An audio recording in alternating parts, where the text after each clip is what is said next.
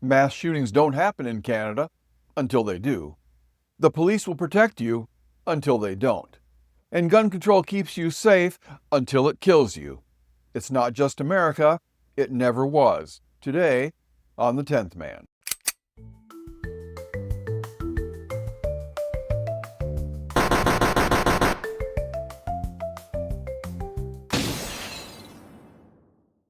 Welcome to today's mass shooting, where one guy disagrees with everyone else in the room and debunks the myths about guns and crimes.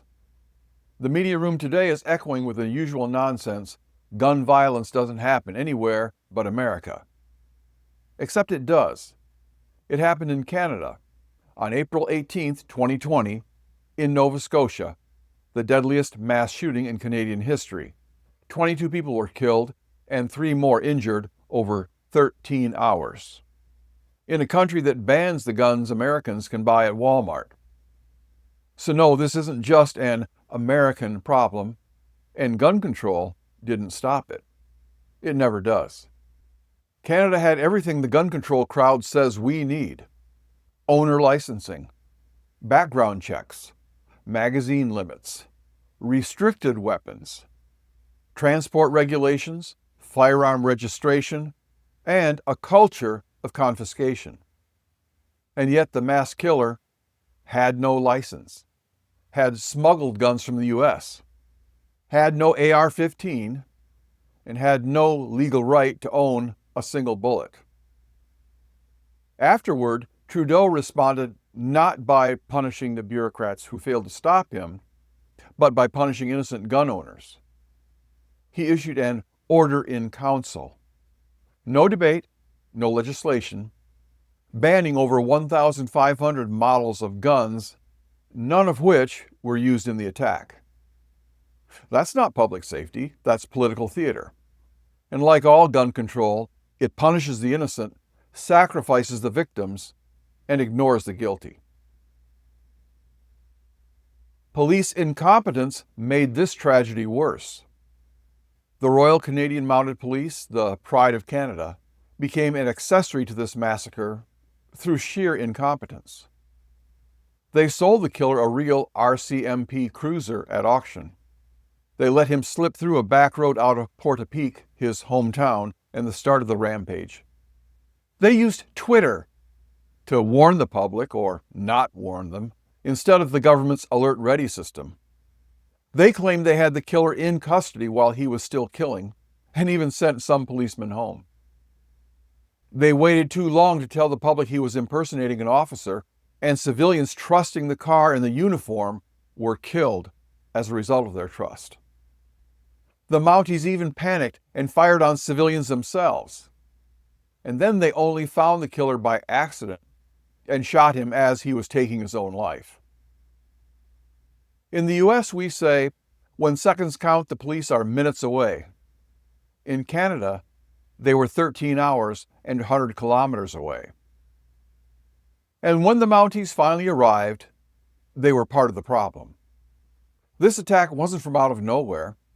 There were warnings, reports of domestic violence, assaults on others, neighbors who reported him and then had to move when he retaliated, illegal weapons, erratic behavior. Citizens tried to speak up. Bureaucrats looked the other way. But once the smoke cleared, the government knew exactly what to do. They seized more power. Trudeau didn't ask Parliament for a new law. He issued a cabinet decree, a Canadian order in council, to ban legal guns that had nothing to do with the massacre. He disarmed people who hadn't done anything wrong. And he left the bureaucracy that failed completely untouched. They tell us such tragedies don't happen anywhere else but the U.S. But all countries have people, and all people are capable of violence. This isn't about one tragedy, it's about a global fact. Governments fail, violence happens, and the more disarmed a population is, the more helpless they are when it does. Only in America is the citizen still trusted to defend himself. Everywhere else, you're expected to wait for a cop who may not show up. And if he does, he might shoot you by mistake. Gun control has nothing to do with your safety. It's about optics, international image, and cozying up to the UN. Politicians want to be admired by NATO and invited to the next OECD cocktail party. Politicians want to be seen as civilized by the same countries that disarmed their citizens generations ago, and now they can't get the guns back, even when they need them. Poor Kristen Beaton, a visiting nurse, was killed along with her unborn child. Her husband said that the men of Nova Scotia were, quote, sitting on their front deck with their firearms, protecting their family.